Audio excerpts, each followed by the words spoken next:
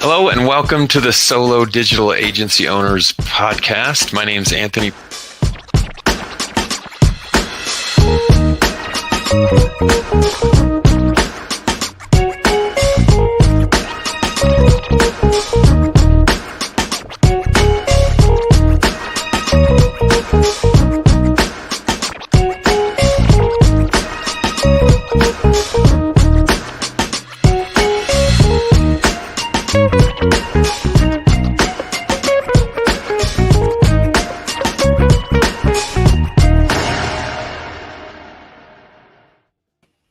Hello and welcome to episode 5.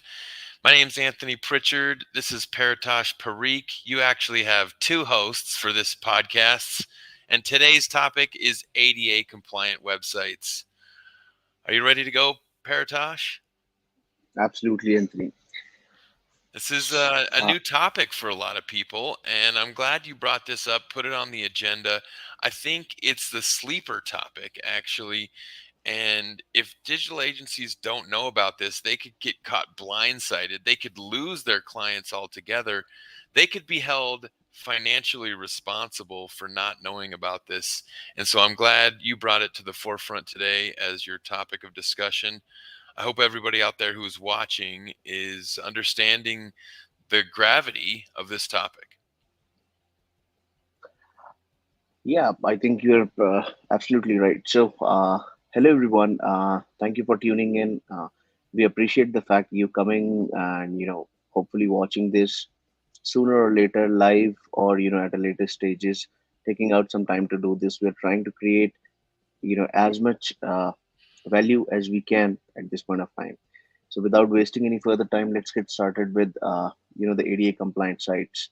So as Anthony said, it's more of a topic that the people who have been in the industry, who have been following web digital from a long time, there are also some of those who are you know even if they know, it's not very clear to them that what exactly ADA is, what the compliance is, why they're supposed to do it, what they're supposed to do, how to get it done.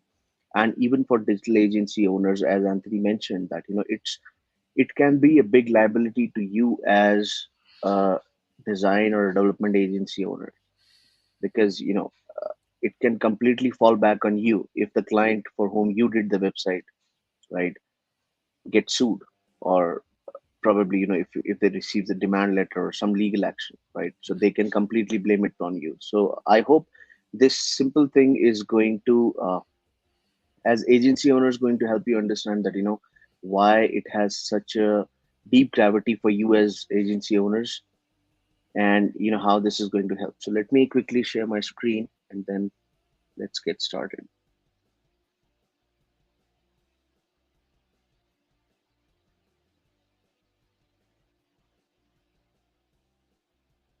Okay, so Anthony, let me know once you can see this, and then I'll get started. Yep, I can see it. All right.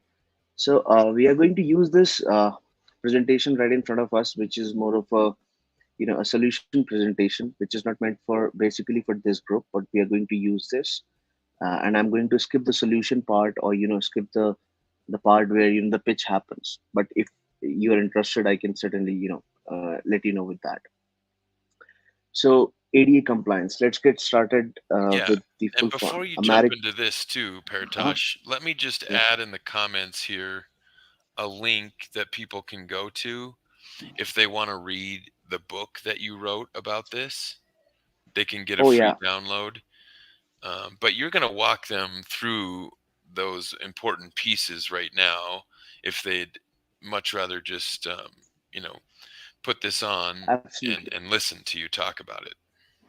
Absolutely. I mean, see, I would strongly recommend to go through the book that Anthony is talking about. We'll be sharing the link in the group as well. And let me tell you that it is free to download, right? So you don't have to provide us even the email, right? We are not doing it for any benefit. We're just doing it so that you know about that. And do give it. It's a 27, 28 page read, right? Give it a good read, because and the reason why I'm saying that, irrespective how much I can explain, you can always ask me questions, but still give it a good read, because this is something that we are dealing with, law and legislation, So it is better to read, right? I have given enough reading, but still I would highly recommend give it a good read because it's a law, it's a legislation, and we are talking about two federal laws, two state laws, one international law, right? So it is better to give it a good read. Let's jump in right away. So let's start with ADA. What does ADA stand for? So ADA is a law by federal government in United States called American Disability Act, right? What we are going to talk about is the compliance of ADA and the web accessibility. So let's jump into the agenda that we have today. So we are going to talk about what is web accessibility, which are the different disabilities which are covered, what are the different business cases you can have, how you can use it as agency owners to get rid of that whole feast and famine cycle that we all at one or the other point struggle with. You know, offer a good thing. Have a recurring revenue.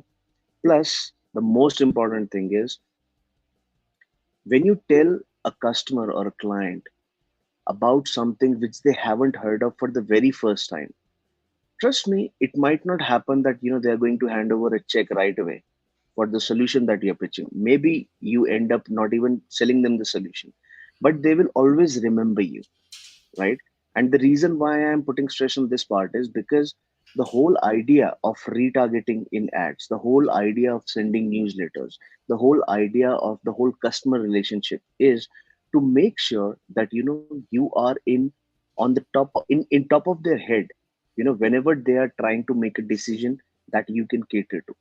Be in front of them, right? Make them know your name, know your brand, know what all you do at all possible times, right?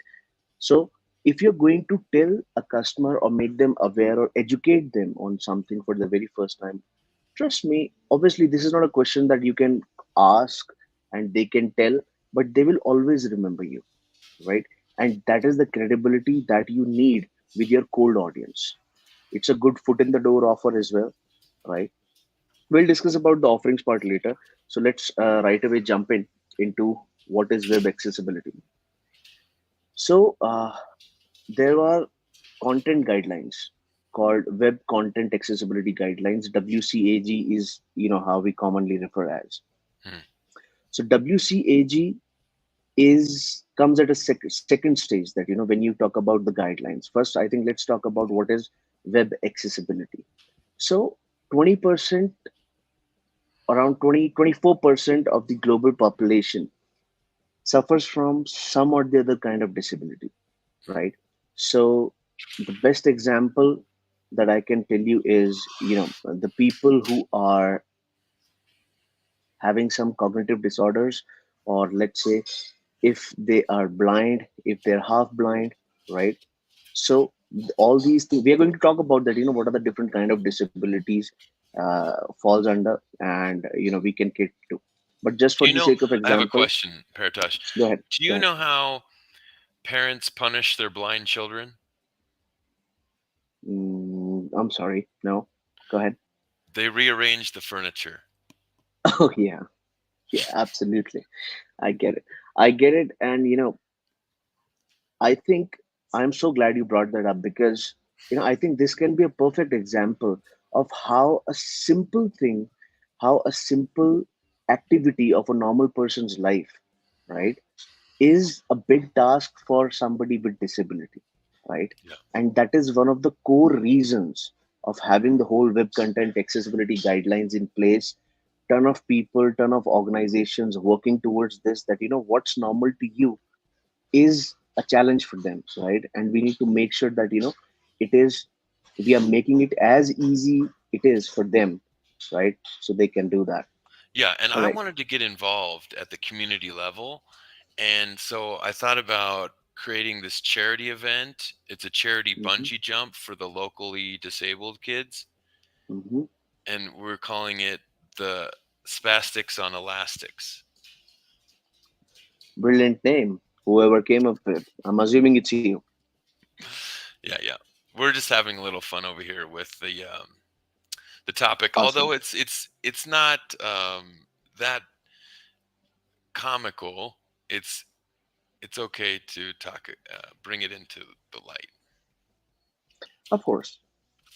Yeah. So, yeah, web accessibility. So let's say these are the two examples. Keep it in mind whenever you hear something from me throughout the presentation.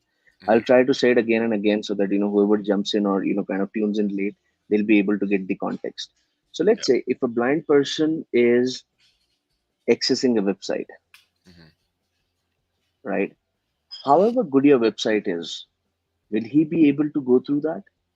No. Now I know what the first question is. First of all, what a blind person is doing on a website. Let me tell you guys, they are absolutely like everyone else, right? Don't think about them as different. They are not different.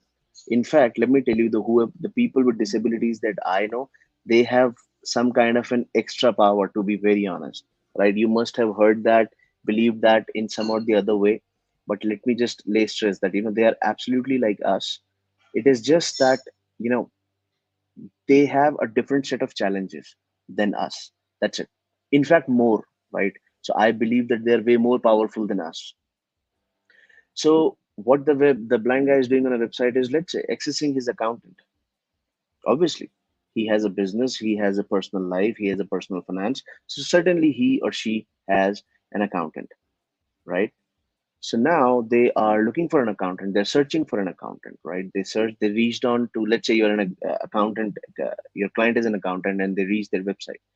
Now, how generally the blind people or the people with disability uh, access any website or access internet is through, a different set of devices. So they have purchased a device which can be connected to their laptop or their computers or whatever system they're accessing it through, right? Which helps them in access it, right? So, for example, if a blind person is using accessibility device, right, and they connect it to the laptop, they open the accountant's website, right, it will tell them that what this site is about, what is the first line, what are the different menu items, right, and everything else. It'll probably give them a whole curated audio that we are seeing two people shaking hands on the slider, right? And then moving ahead, there's an action item, there's a button, right? So just to give you a broad idea that how do they access it and how the accessibility device help any blind person in accessing it, right? So there are different kind of these accessibility devices for these people. For example, JAWS is one of the most common accessibility device name that's at the top of my mind right now. So for JAWS or for any accessibility device to read or to access what you're offering to them, right? You have to make your site compatible to JAWS or the accessibility device. Now, just like I'm not sure how many of you have heard of called thing called IEEE. It's an international electronics standard. Best example, the chargers that we use, type C, right, 3.5 jack, these are the standards, right, electrical standards. So the manufacturer manufactures as per the standards. The person who is holding any kind of a device, let's say I have an iPhone, right, so I will look for a type C charger, right? So both the consumer and the manufacturer knows that we both have to align with this particular standard to make sure that we are building for the right people and the right people are getting the right devices or right charging port, for example, right? So that standard, that type C throughout the globe is same. So that type C, who defines that type C, right, for both the manufacturers and the consumers? That is what web content accessibility guidelines is. And this whole process is called web accessibility, so that the people with disabilities are able to access it. Another easiest analogy is the ramp, right? As per the building codes, any public or commercial or any kind of a building, right, needs to have a ramp so that the people with wheelchair can access it, right? Now, absolutely simple step. As I said, it obviously pushing a wheelchair, it's a powerful job, right, that you and me cannot do. So somebody with disability does that. They're absolutely normal like us. They are more powerful, just like I suggested, and they need that ramp to access or enter the building, right? So the guidelines which tell the builders that you need to make a ramp so that the people with disabilities can access it through the wheelchair. That is called the accessibility guidelines, right? ADA in broad terms kind of have the physical guidelines, just like the one I mentioned, the ramp or the whatever is there in the building code. Plus now from 2018, right? Department of Justice in United States had affirms that websites are covered under ADA compliance, and websites are because websites are a public place, right?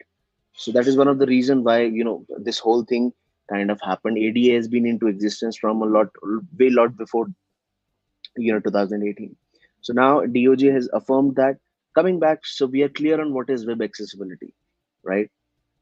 The way disabled people access the internet is called web accessibility, right?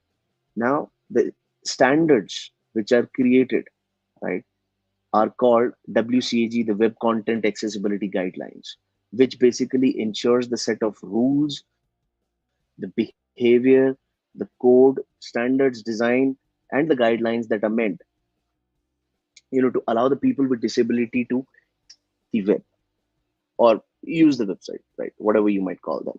So on the right hand side of the slide, you must be seeing different things called WCAG 2.1 compliance, ADA Title 3, Section 508, ACA, AODA, EAA, IS 5568. These are different compliances by different countries. So WCAG 2.1 compliance is more of an international standard, right? ADA Title 3 is more of US, right? Section 508, again, it is a part of the Rehabilitation Act and applies to United States. ACA, AODA, similar, exact similar thing, but for Canada, right? Then, I mean, some of the you will find a lot of overlapping in these content guidelines or in these web accessibility guidelines, right? So EAAEN, as it suggests, it's for the Europe region, right? Then IS 5568 is for Israel, right? I was researching that they have one for in Australia as well, right? But and I think it's called ADDA, something like that. I'm not sure about it right now. So, yeah, so these are the different compliances regarding the web accessibility in different countries. As I said, WCAG, ADA, Section 508, ACA, EAA, and IS 5568. Let's move ahead on, the kind of disabilities covered. Let me tell you guys, I was amazed myself when I first was going through these figures that, 20 to 25% of the global population is having or suffering through some or the other kind of a disability. 25%. So basically, if your existing site is not accessible, when you think that I am catering to 100% of the audience, you're just catering to 75. You're leaving a big chunk of the population of your audience, right? Now, talking back about the United States, because majority of people are either selling to US or they are in US. We are in US, right? So, how I would say is in US, it's around 20 or almost 20 to 22% of the people who are suffering from one or the other kind of a disability. Let's talk business in terms of purchasing power. This market, the purchasing power of this 20% or 22% that I'm talking about, just in the the US markets, is around, the purchasing power is somewhat around $3 billion. $3 billion is a massive opportunity, right? And the good part is that if you act now, right, if you act now on this thing, if you start educating people, if you start working on this, right, you will always I'm not saying that you're going to be the first one. There are plenty of people still there, but still there will be an early mover advantage, right? Coming back, disabilities covered. So there is blindness, as we talked about. There are motor and mobility issues, right? Then there is color blindness, epilepsy, blurred vision, cognitive disorders, as I talked about. Aging, obviously, aging is there, right? We all have seen. I mean, I know my parents, right? They're like that. Whenever they have to read, sometimes even with glasses on, right? They keep on doing something like this, right? A very small thing, but it is a challenge for them, right? Now, obviously, my father, 75 years of age, obviously he does need whatever an accountant is doing, whatever a lawyer is doing, whatever anybody else is doing. They need their services, right? So for them, it is important. Plus, I know how much money my father has, right? So he is a good prospect, a good customer for somebody selling accountancy as a service, bookkeeping as a service, lawyer, X, Y, or Z, whatever your clients are doing. Even a yoga studio, right? One of our members is catering to yoga studios. So even yoga studios, it's either way a public place, right? And then cataracts and some more. So these are the major disabilities which are covered under ADA compliance by our solution. This is the one covered by our solution. There might be few things which I might be missing. I'm not the one who knows everything, right? I do make mistakes as well, but as far as this thing is concerned, these are majorly the one that you need to take care of while designing a solution. If I'm missing something, no offense to anybody, this is my limited set of knowledge, right? That might be having that. Moving ahead, the business case, talking about the ADA compliance part, the business case, there are six business cases, and how I call it is that why this is the best solution, or the best reason for anyone to go for ADA compliance, anyone to sell ADA compliance, right? These are the six absolutely profound set of reasons, the business cases, why one should do it, why one should sell it, and why it is probably the best thing to do right now, as far as digital agency owners are concerned, and everything else. But before that, let's talk a bit about why agency owners should do it, because that is not covered in this presentation. So let's say I made a website for my accountant client, right? Now, accountancy is something that obviously, everybody accesses. It's available on the internet. So again, the blind guy accesses it and he is unable to access it, or he have some kind of a trouble in accessing it, or let's say they got engaged with your services and then they had a bad experience because they didn't read something properly, or they didn't access the right piece of information when they were supposed to access it, right? So then this blind guy is going to sue the accountant, right, under the ADA Act. Probably, let's say if they're in California region, they might end up sending the demand letter first, right? And otherwise, they will be filing a lawsuit. It and guys, let me tell you, it can be a class action as well, right? Depending upon how many people are suffering, in particular with your website.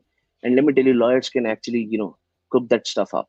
So for a lawyer to make a ADA lawsuit, a class action lawsuit, it's not a big deal. It happens. It has happened in past with bigger brands that who have money, who you think, or I think that they can handle things in an offline mode as well, right? In a bypassing mode as well. So even they have been sued and they had to pay, right? Because here's a genuine citizen who is concerned, who is feeling, cheated, who is feeling discriminated, right? So everything steps in. Now, this accountant says, I am an accountant. I don't know anything about accessibility. It was my developer's job, right? Now, you can say that, you didn't ask about me. But the problem is that it is your duty to tell them, right? Everybody is not going to understand it. Everybody is not going to say to your solution, right? But still, what you have to do is that even if they say no, you need to present them with this. If they say no, get a waiver signed, right? It can be a simple one-page paper. You can send it using a DocuSign, HelloSign, Zoho Sign, whatever you use, right? Get it signed, keep it with you, just so that whenever any such thing happens to the customer, they cannot fall back on you, right? And you or your organization doesn't get sued or gets any kind of a financial liability or any other legal liability, just in case. If the customer is good, they might end up saying that let's share the legal expense, or let's share the financial liability that we are being sued for. So it is better to offer this. It is better to get a waiver signed off by the client if they're not going for it. There are different stages of this as well, that you can either develop using the web content accessibility guidelines, which might or might not work for some people, because when you develop as per the web content accessibility guidelines, right, the development cost goes up, because obviously it's a comparatively detailed and uh, difficult development, right, that needs to be done. I won't say difficult, because the difficulty level depends upon person to person, organization to organization. But it is not an easy job. Let's say if you're selling a website for $15,000, it will bare minimum will move it up to $20,000, right?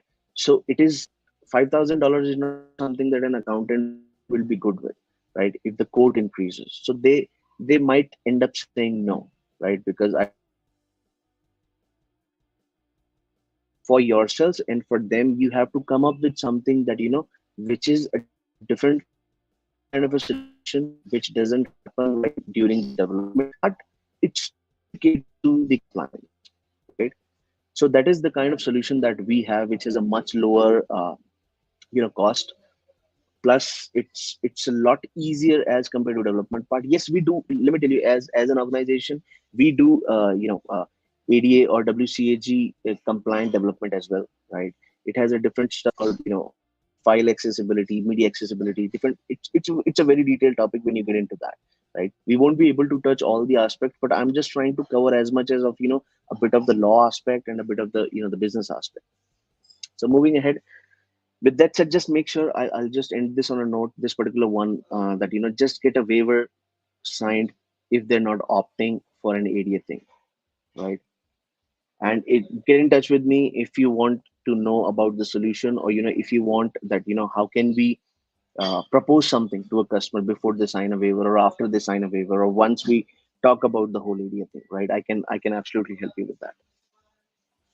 So the first one is drive innovation. As it says that innovation doesn't discriminate, ideas don't discriminate, thoughts doesn't discriminate, right? So and let me tell you, when I say ADA compliance or any of these compliance solutions, these are not just restricted to websites, right? If you're an organization with, let's say, 5,000 employees, for example, right? You have a whole organization, right? 5,000 is a huge number. And look, yep, I'll come back to that, but just don't let this number of 5,000 employees you know uh, make you understand that this thing is only for the big people. Mom and pop stores, small and mid, and in fact SMBs are the most affected by this issue right now. It's just that they don't know it, and they only get to know when somebody sues them, right? That's a problem. So so hence, making the systems, making the applications that even your team is accessing, that obviously your websites, right? Making them accessible drive innovation, because every person who might not be letting you know that if they've just gotten into some kind of a disability, because there are the disabilities that we discussed, there are some of them which are not by birth. Excuse me. I'm sitting in a hotel lobby, so the phone is ringing. Kindly excuse me. So yeah, that's that. And then what happens is that since you make it accessible, now everybody can contribute to the whole innovation part. They can contribute to that. How they can contribute back to the consumers, or it can be consumers to it, end consumers to consumers, your consumers and consumer to client. Yeah, I know it's confusing, but basically just so that the free flow of idea and the accessible design by nature, it kinds of makes it accessible through different devices, which increases the chance of innovation, right? And it directly affects that. It's not that it is going to do it very subtly. And I think, yeah, so that's one of the business case that I would like to add, that drive innovation. Next, as a business owner, enhance your brand. These six business cases are basically catering to the business owner who needs to say yes, but these are also the right reasons to do it for you and the end consumer. Plus, this is also a reason why you should do it. So first is the drive innovation. Second is enhance your brand. Just like bigger organizations, even smaller ones, because I mean there are plenty of my small medium business clients, right, who are doing absolutely phenomenal job for their corporate social responsibility, giving back to the community, their way of helping the people, right? So this is an absolute part of that, and this is certainly going to help you in enhancing your brand, that how, okay, so we are donating $15,000 a year towards towards dolphins, for example, right? Okay, so you went to dolphins. Now we are also making our sites accessible, our applications accessible, our whole content accessible, right? That again, you are catering to a different set of humans, which are way more important than even you and me, right? And you are extending the reach. So this good cause that you're doing, this good thing that you're doing in general, right? Because either way, it's the right thing to do, is going to enhance your brand in some or the other way, right? So adding to the corporate social responsibility, probably companies have different set of budgets set aside for the CSR, reputation, increased sales, customer loyalty. Everything comes with enhancing your brand. So that was the second reason. Moving ahead, extended market reach. As I said, that the global estimate of disability market is nearly $7 trillion, right? 7 trillion, and in US itself, right? As I said, it's almost 3 billion, if I'm not mistaken. And these are not something coming from me. As you can see on the left hand side, these are Forrester Research economic impact studies. You will see different kind of purchasing power studies on the internet, that you'll be able to understand that why this is important. So this is the extend market reach, caters to that. You are now, so far you were only serving to 75% of people. Now you will be serving to 100% of people, because for you, your customer, those 25% of people, in your head it never existed, because you made an assumption that as a plastic surgeon or as a plastic surgery practice, these people are not my client. Says who? Is all I'm asking. Says who? Right? So extending this market reach, as the slide says, in the US, annual discretionary spending of people with disabilities is over $200 billion, and annual, right? Might not be going with what I just said, 3 billion, but I made a mistake. So let's rectify that. It's $200 billion. If you can forget a pie. If you can get a speck of it as a business or a digital agency owner, it's a huge opportunity for you. And the best part is, it is an absolute perfect solution for you to pitch and for somebody to do. It drives innovation, it enhances your brand, it is extending your market reach so far. Moving on quickly to the next slide. Legal risk. Okay, so this is the part that I hate to talk about, because otherwise, first, people think that this is the reason why they should do it, right? Obviously this is the reason why they should do it, but this should not be the only reason why they should do it, right? They should do it because of, obviously, the first three reasons that I explained, right? Now, coming back to minimizing legal risk. Many countries have law. We talked about them, WCAG International, then 508, ADA for the United States, AODA for Canada, IS for Israel, and then the one for Europe, and in Australia as well, right? No clue about any of the other countries. They might be working on it, and even if they don't, WCAG applies to each one of them, right? And WCAG is not a law. Let me add that WCAG is just a guideline. It's not a law, right? So you can get sued, guys. Let me tell you that people have been receiving demand letters. People are receiving lawsuits on a very regular basis. There have been almost 200% of rise in the number of lawsuits filed for disability, right? And small and medium businesses are the one paying. Average settlement, I mean, 93% is the conviction rate, right? So if you go to court, right, there are 93% chances that you'll get convicted, and you have to do whatever the outcomes are as a business. Other than that, obviously, if you are in the region where demand letters is one way of going with that, demand letters can be served. You have to pay that amount, right? Lawsuit, obviously, lawsuit, not just lawsuits, class actions as well, right? So that's there. Average settlement outside the court settlement cost is somewhat ranges between 35 to $65,000, right? And this is per occurrence, guys. Let me tell you, this is per occurrence. So if in a day, God forbidden, if any business gets sued by three different people, right, who don't know each other, whose lawyers doesn't know each other, otherwise, I don't know exactly, but I'm not a lawyer, but that might have been a class action. But let's say if there are three different people who feel discriminated, or feel that they just cannot access it, they cannot access a public thing, right? So they might end up suing it. And if you get three such occurrences in a single day or even in an hour, right? Those are three different out of the court settlements. Even let's say the average is 35 to $65,000, but let's say even if you do it for $20,000, that's $60,000 in a day. And if you don't get compliant by the next day, by the next week, right, then you are open to more than 300 or maybe 3,000 for the rest of the week as well, right? So that is the legal risk. Obviously, being compliant minimizes the legal risk.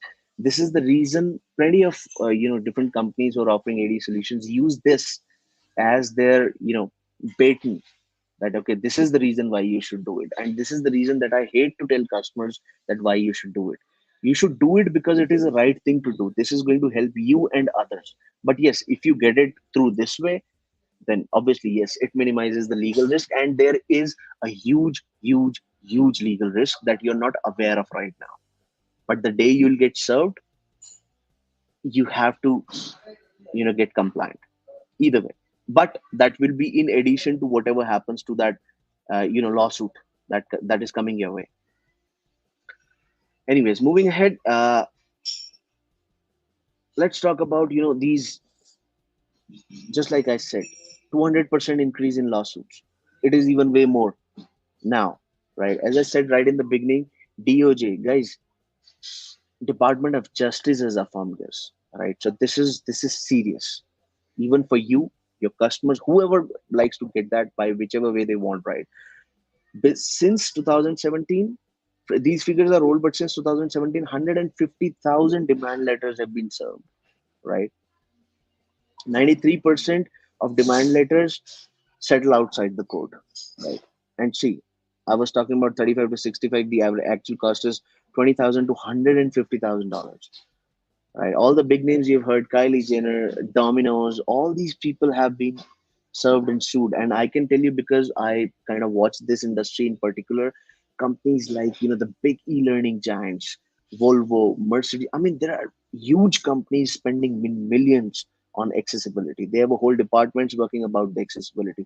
They have people who are only working on the accessibility. And the good part, that how to make it accessible, not because it's a legal, obviously it's a legal compliance, but why they should do it, and they can tell you more about that, how it has helped them.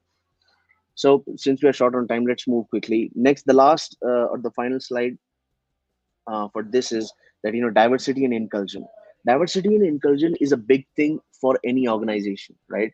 Because they have to do it. The reason why in particular I have this picture over here is because most of the people, generally how things work is that they end up using these people, the white, the black, the Latin, or if I'm kindly excuse me if I'm missing something, but this is a general approach. They often forget this, right? So the whole thing, your whole effort as an organization to get into ADA will also help you achieve your diversity and inclusion goals, right? Because employing people with disabilities is an essential aspect of creating a diverse workforce, right? All right. So now coming back to, again, the most important reason, but not the one that I want people to do this because it is there. There are tax benefits. Even the accountants don't know about this, right? That there are tax benefits. Up to $10,250 every year can be claimed in accessibility expenses, right? We have this falls under the section, I think section 44 of the IRS, right? And we can even help you with that, right? If somebody is spending. So there are huge tax benefits, but these tax benefits are only applicable to small and medium businesses. There are two reasons this benefits are there, so that more and more small medium businesses kind of get this done, so that more for that 20 or 22% of the population who are suffering from one or the other kind of a disability will be able to access it, right? So tax benefits up to $10,250. Yep, that's there, right? And there's a not so difficult. If I can understand it, probably anyone can, right? It's a comparatively simpler calculation of how it's been calculated, right? Then the next of the slides are all about our solution. So if you want, or Anthony, but if you think this is right for the group, I can go through quickly through that. But otherwise, we are done with this part, guys. You need ADA, your clients need ADA, and as agency owners, if you don't able to sell it, if your client says no, get that waiver signed. Yeah, excellent presentation. Lots of good explanations in there about why we should, why we might not want to do it, or how to at least to avoid the liabilities if our customers don't want to do it. But it really seems like a win-win situation, especially when the tax benefits pay for the cost to become compliant. I really don't see a good explanation of why a company wouldn't want to upgrade their website to become ADA compliant. It doesn't cost them anything in the end with the tax benefits, and it only exposes them to even more customers when they do this. And it could expose them to even more customers, because Google is going to look fondly upon those websites that are following the rules, and it's going to penalize websites that aren't doing that and benefit those websites that are doing that. I mean, we know the golden rule of Google is give people what they want, and people who are disabled want to be able to access websites. And so naturally, you just got to think that the Google algorithm is going to penalize websites that are not ADA compliant. Absolutely, at some or the other stage, because ADA is getting bigger, accessibility is getting bigger, right? So sooner or later, Google will take this into account, and even right now, we don't know, right? We don't know if it is still taking that into account. But there are search engines coming up just for the disabled people, and I'm pretty sure that how the whole last January update, kind of change the parameters a lot in terms of how Google assesses the website, right? It can happen overnight, for us, right? Not for Google. Obviously, they've been spending way more time on doing that, but it can happen for us overnight that tomorrow morning a new update happens, and now if your website will be the preference will be given to the websites which are accessible, right? Mhm. So obviously, and see, don't people should understand that they should do it not because there are chances to get more business, there are chances for them to enhance their brand, they are legalizing, minimizing the legal risk. They should do it because it is a right thing to do. It Mhm. is a right thing to do, Yeah. right? Yeah. So, if this presentation moved you in any way, certainly get involved a little bit further. Do your research. Paratosh has done the research for you, and here is the URL that you can go to in order to find some more information, at least information that you can share around the boardroom table when this topic comes up for discussion at your next meeting, which it should, because of the penalties, because of the tax benefits, because of the increased exposure to more customers.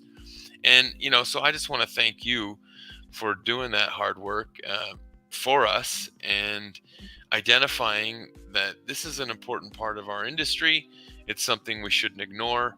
We should be the first movers, be the first ones to bring this up at the next meeting, and to potentially avoid some suffering down the road by not bringing it Absolutely. up.